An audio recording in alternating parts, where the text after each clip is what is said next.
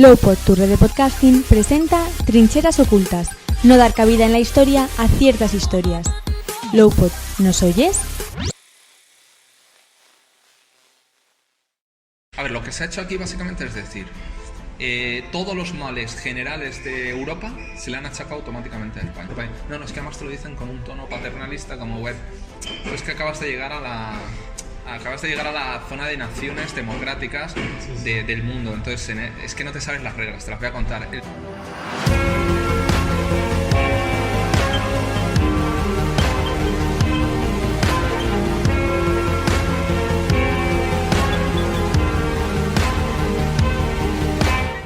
Bueno chicos, como veis cambiamos aquí un poco lo que es la mecánica de Trincheras Ocultas, ya que hoy tenemos un vídeo especial porque nos visita un periodista especialista en historia que escribe en el ABC de nombre César Cervera. Seguro que alguno ya le conoce y viene aquí a tocar temas súper interesantes que hemos estado tocando durante estos días sobre la leyenda negra. Por ejemplo, qué partidos políticos utilizan la historia de España a su antojo para tergiversarla y sacar rédito político de esto, el descubrimiento de América, cómo nos ven al otro lado del charco. También tocaremos el tema de la Inquisición, un montón de temas relacionados con la historia que tienen además cabida en la actualidad, como las estatuas mancilladas en Estados Unidos. ¿Por qué en ese lado del mundo no se entiende y ha llegado tan tergiversado el mensaje de la historia de España? Es por esto que hemos traído al canal, como hemos comentado, a César Cervera, periodista de ABC, así que sin más dilación os voy a dejar por aquí la entrevista. Empezando ya la entrevista, hablando de tópicos, ¿no? Para ti, ¿qué es la leyenda negra? ¿Cuál sería tu definición? Porque cada uno imagina, o sea, tendrá una línea general, pero que para cada uno significa una cosa diferente a lo mejor. Bueno, pues yo creo que la leyenda negra es el proceso de formación de la historia de España, de tal y como nos ha llegado hoy en día, que empieza con una serie de propaganda del enemigo, de un enemigo que no es capaz en ese momento de vencer a España por las armas o en otros campos, pero sí que es capaz de vencerle con el mensaje, con la propaganda, que es algo que se mueve muy bien la propaganda protestante, porque además están haciendo, la reforma está muy vinculada a todas estas propaganda moderna, ¿no? Como muy vinculada a las imágenes, muy vinculadas a los eslogan, no como lo vislumbraba Felipe II, que no entendía la propaganda como escribir un tomo de 50 tomos en latín culto para responder a los enemigos. No, pues ellos comprenden perfectamente que esto es un tema de marketing, que es lanzar un eslogan: Felipe II es el peor, es el demonio del sur. Entonces eso cala con más fuerza, y con una imagen de Felipe II saliéndole unos cuernos por aquí, eso cala mucho mejor que los 50 tomos de Felipe II que no va a leer ni Dios. Entonces yo siempre dice a la gente, ¿por qué Felipe II no respondía a la propaganda enemiga?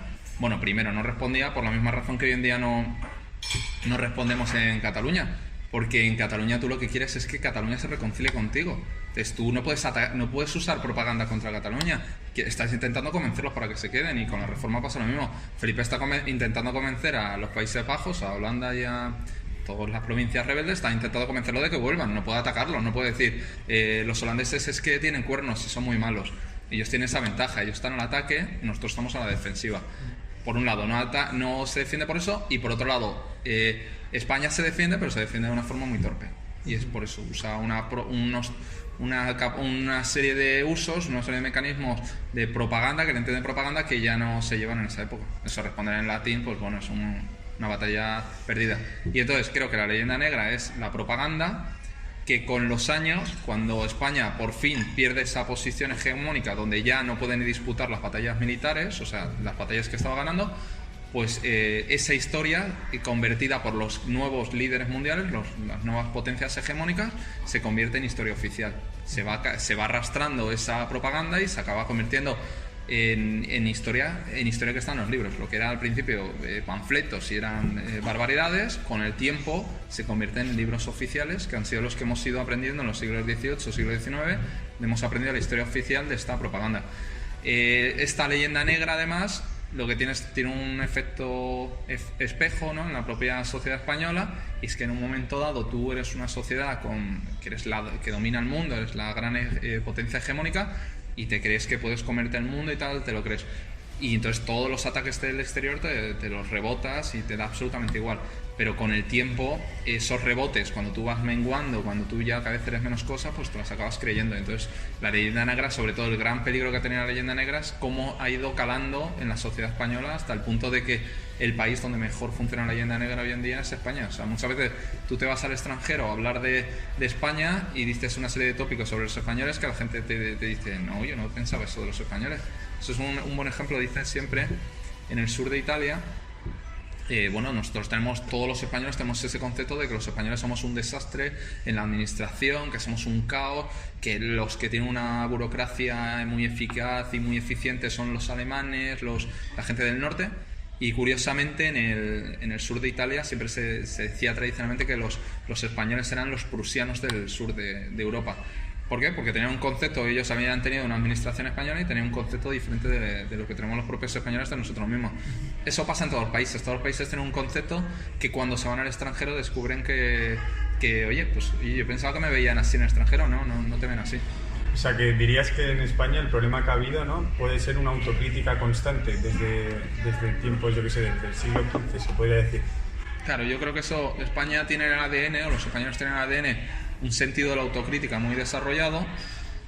No sé muy bien con qué tiene razón, o sea, que no sé con qué tiene relación, supongo que tiene que ir relación también con una cultura latina que es mucho más abierta, que es mucho de hablar en las plazas, de expresarse. Mejor entiendo yo, esto es una especulación mía, en el mundo anglosajón, a lo mejor el hecho de este clima así un poco hostil, el hecho de que todo se va escribiendo por carta, todo se escribe en la intimidad, esa vida que se hace hacia dentro, entiendo yo que a lo mejor los españoles, bueno, pues, o el mundo latino, pues ha desarrollado una personalidad más expansiva, ¿no? Y entonces en España ha habido una autocrítica, lo vemos durante la conquista de América. No es que 200 años después de la conquista de América surjan una serie de intelectuales en España que se planteen si es legítimo o no conquistar América o si los indios tienen una serie de derechos innatos. No, es que en medio, en el curso de la propia conquista, mientras se están embarcando, mientras muchos de los que están yendo en los primeros barcos, Bartolomé de las Casas me parece que está, bueno, creo que en 1510, mejor me estoy inventando la fecha, pero creo que en 1510 es Montesino, es el primero que hace una declaración en defensa de los indígenas. Estamos hablando de 1510, o sea, si es que en 1510 la corona española no tiene ni idea de si eso son unas pequeñas islas, si eso es un continente entero, si eso es el Pacífico, si eso es que decir, todavía no tienes un concepto, no tienes una imagen real de cómo es el continente y ya te estás planteando la legitimidad o no de conquistar este territorio. Entonces creo que es eso, que España tenía en ese momento desarrollo y sigue teniendo una autocrítica bestial. Esta autocrítica absorbió las críticas que venían del exterior y al final eso se convierte en una espiral destructiva, ¿no? Porque al final lo que nos hemos convertido es un torbellino de repetir tópicos terribles sobre los propios españoles. De hecho, yo creo que Cristóbal Colón, cuando se pensaba que quería ir a descubrir al Gran Khan, ¿no?, decía.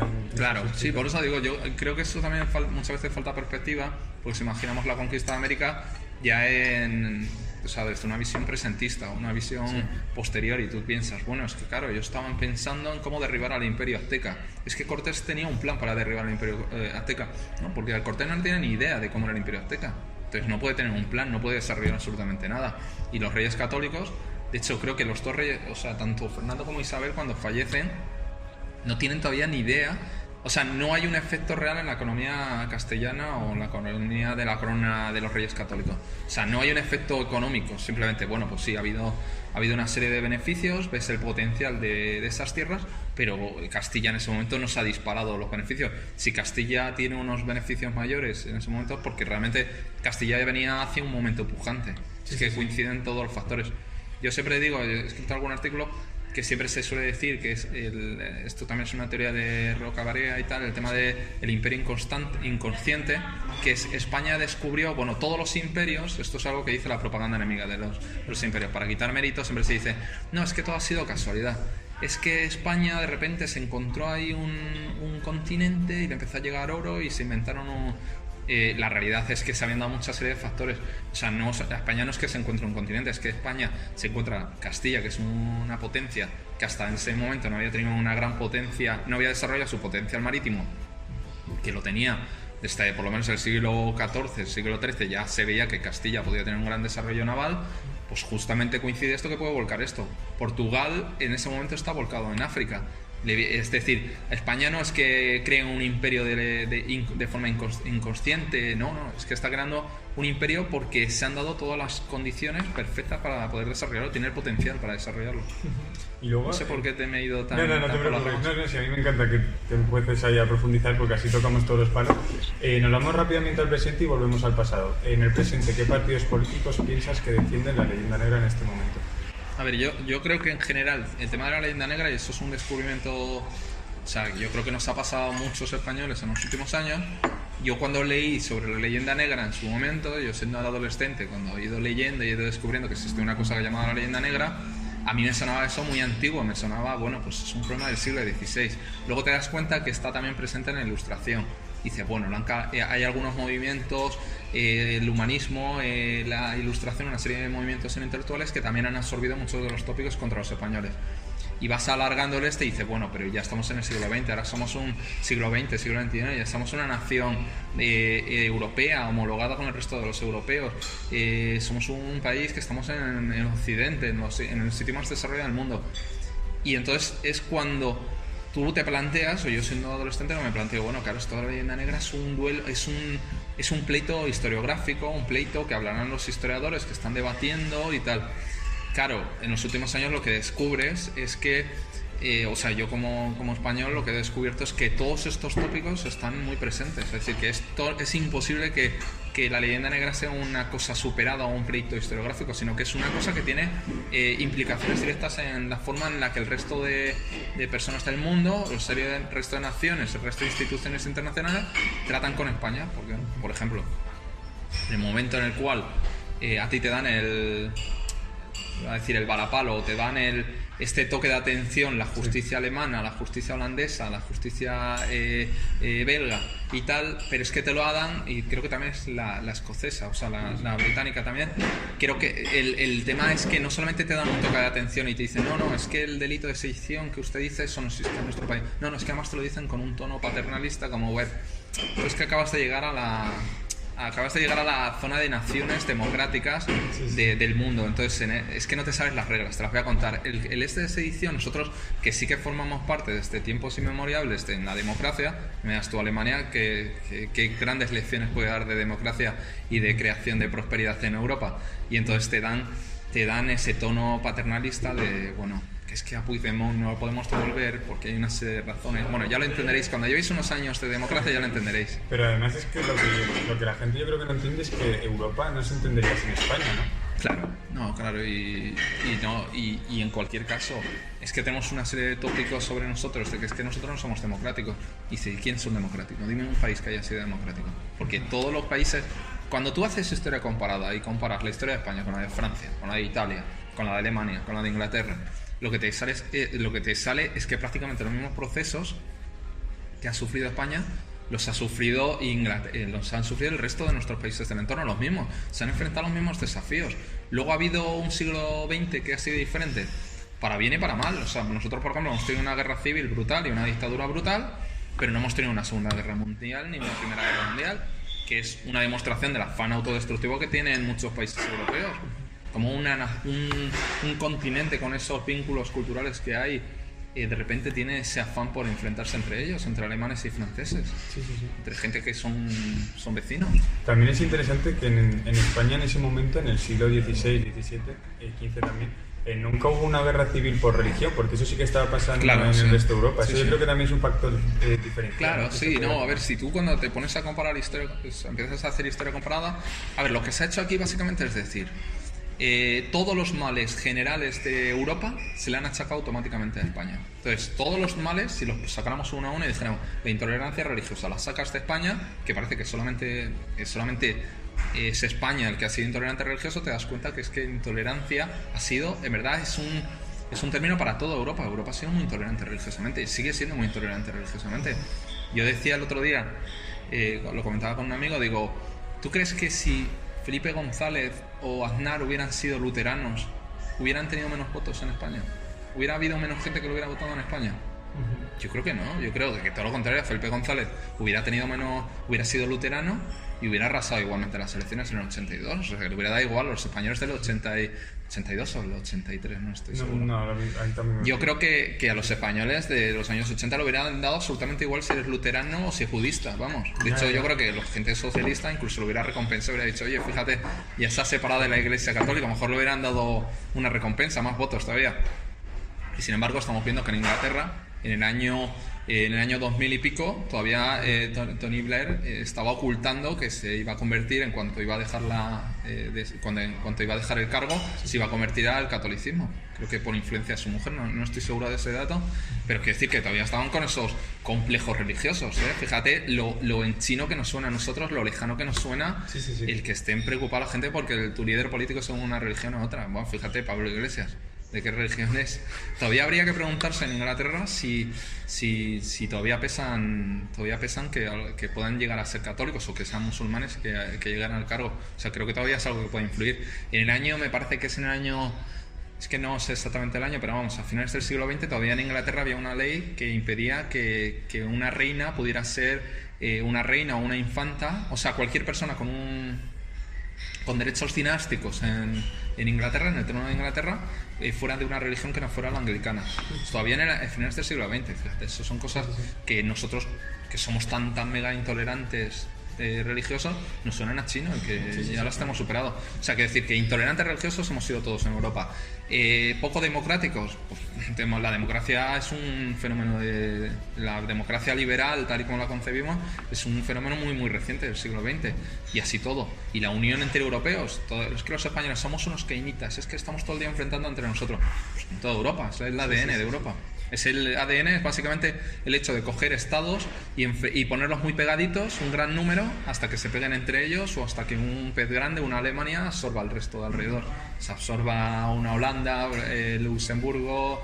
Es que es el ADN de toda Europa. Todo lo malo de Europa se le ha achacado a España y todo lo bueno se la ha negado. Se ha dicho, no, bueno, vosotros es que no, en eso no sois europeos. Joder, no hay nada más europeo que enfrentarnos entre nosotros, ser poco democrático, ser autodestructivo, ser intolerante religioso. Eso es lo más europeo que es. O sea, que España es muy europea en eso y en lo bueno, y en lo malo. Si te está gustando el vídeo, no olvides dejar tu like, también si quieres dar tu opinión sobre algún tema que hayamos tocado, y suscribirte al canal para continuar trayendo este tipo de entrevistas. Yo os voy a traer aquí, dos datos que me parecen muy curiosos. Y es que la Inquisición, cuando se mete en la leyenda negra, es un ataque ferviente que empezó con el protestantismo luterano, sobre todo en las Provincias Unidas, en lo que es hoy Alemania, se utilizó cuando empezó la imprenta, la propaganda, para dejar mal al Imperio Español. Una lucha de religión en toda regla, y es que la victoria de Mühlberg que tienen los tercios españoles quieren hacer ver como si fuera el extranjero el que ha derrotado en esa guerra a los alemanes, queriendo enfocar que los alemanes solo hay un tipo y el alemán tiene que ser protestante sí o sí, cosa pues que está equivocado realmente. En este caso Martín Lutero o la persona que quisiera en ese momento hacer la propaganda, porque en esa guerra de Mühlberg era una guerra civil en la que lucharon la mayoría alemanes en los tercios españoles y fueron católicos que se sublevaron también frente a, en ese momento, los alemanes protestantes. ¿Por qué se quieren olvidar de esta parte en este momento, en esa guerra, de la población que era alemana, que tampoco quería que surgiera el luteranismo en esas zonas? Bueno, como vemos son mitos que van trayendo, y es en ese momento cuando dicen que Lutero en este caso dice que es que España quiere llevar la Inquisición a las Provincias Unidas, cosa que era mentira, porque en ningún momento quiso la corona española llevar hasta allí, hacia esos lugares, la Inquisición. Pero bueno, sin más dilación, vamos a continuar con la entrevista y os dejo ya tranquilos. La historiografía actual con el tema de la Inquisición ya se ha dado cuenta de que cualquier persona que llega a los datos oficiales, documentos oficiales, ya no puede respaldar la tesis de que España ha sido la nación más atrasada en cuanto a religión y en cuanto a todo esto.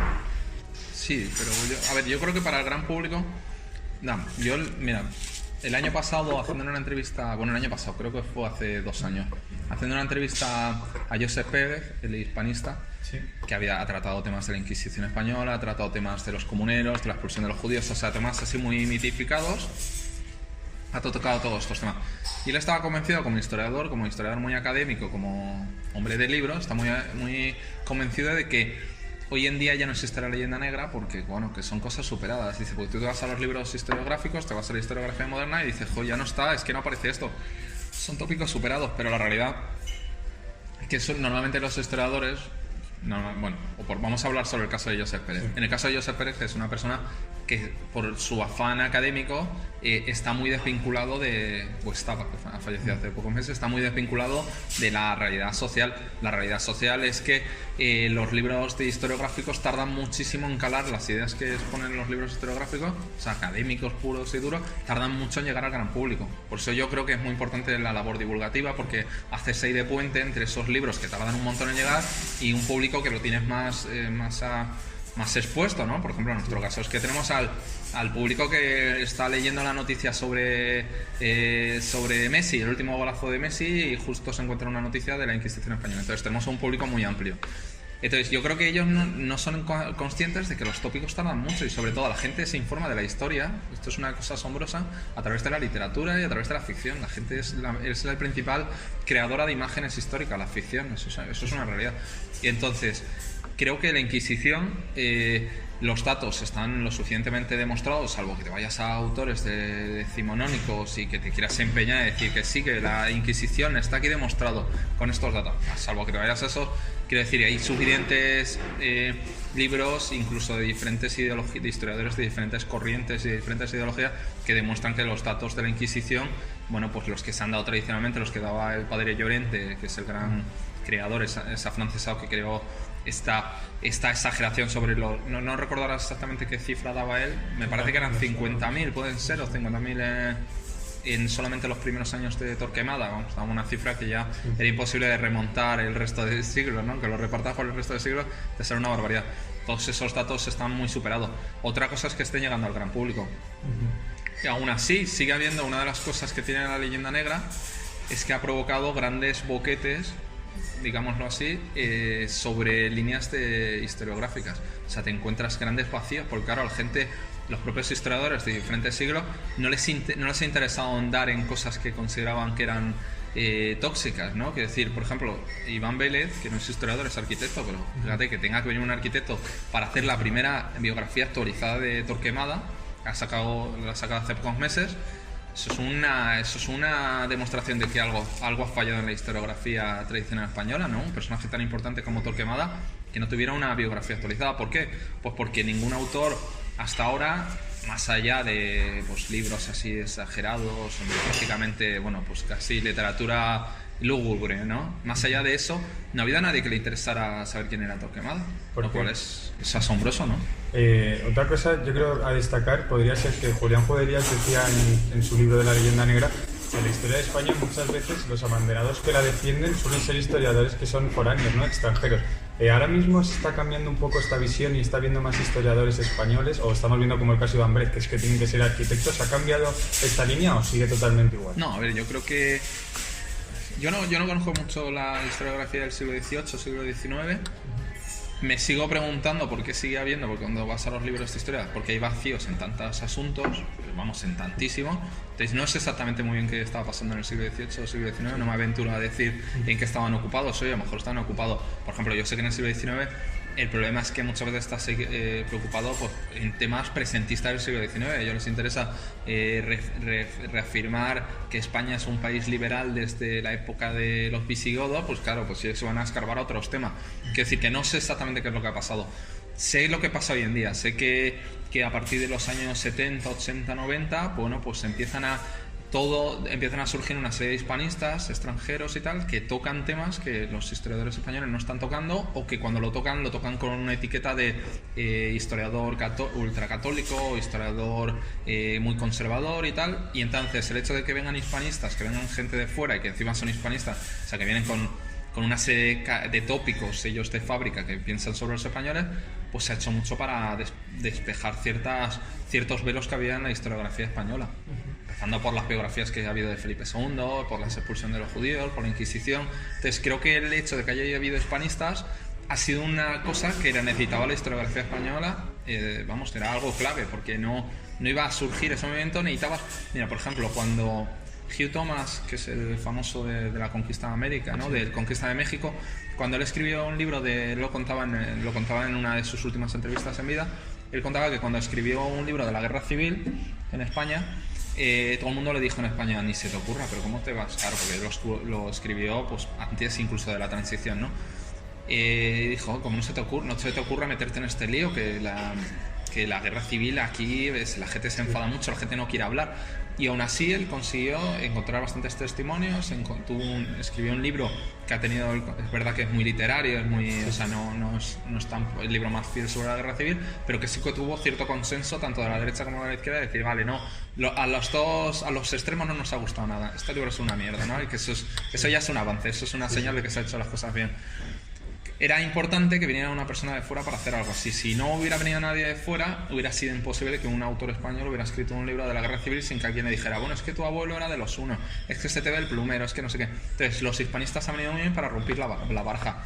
El problema, pues que los hispanistas, y el hecho de que te escriban la historia desde fuera, pues conlleva tiene una serie de contras. Una de las contras, pues lo que decía, nosotros tenemos tópicos sobre los españoles, pero es que ellos tienen todavía más, porque son, vamos, los tópicos, como si tú ahora te vas a China o te vas a Italia, pues te vas a ir a Italia pensando que se lo cambian pasta. Pues tienes una serie de prejuicios ya propios, muy de eso, de una persona que no conoce un país. Otra contra que tienen, por ejemplo, en el caso de Stanley Payne, yo siempre le achaco mucho que creo que el problema que tiene es que se nota que el castellano no es su lengua materna, no es donde mejor se mueve, y entonces él no lee literatura, o no ha leído literatura del siglo de oro, que nosotros, a lo mejor nuestra generación tampoco ha leído muchísima literatura del siglo de oro, pero aunque sea por expresiones, por imágenes, por refranes, a ti te hablan de una estampa, te hablan del alcalde de Lope de Vega, que no me sale ahora el nombre. Bueno, te hablan una serie que está en el imaginario popular y entonces para ti es más fácil moverte en ciertos textos. Es decir, que es que toda esta gente, todos los hispanistas que han venido, pues han servido muy bien para romper la baraja, pero también tienen unas limitaciones que tenemos que superar. O sea, los historiadores españoles tienen que tomar el testigo de esto. Sí, yo ya te digo que desconozco el tema de la historiografía, lo que ha pasado en el siglo XVIII o siglo XIX, tengo mis teorías de qué ha pasado, pero bueno. Y en la universidad también desconozco totalmente, porque vengo de periodismo y desconozco qué pasa en las facultades, pero sigue habiendo espacios por ocupar, sobre todo dirigidos al gran público. Es decir, yo creo que cada vez hay mejor más trabajos académicos de algunos de estos temas, pero que no están llegando al gran público. Y eso yo creo que es también un problema en general del problema que hay en las universidades, que es para hablar largo y tendido, claro. Y luego además que mucha gente en la actualidad se guía antes por una película o una serie. Vamos a tocar este tema. ¿Crees que existe alguna película o serie que trate bien lo que fue el pasado de España? Y en el sentido de también quiero que te metas y me cuentes qué piensas de estas series, si están tan tergiversadas, ¿por qué quieren hacer esto, ver a la sociedad?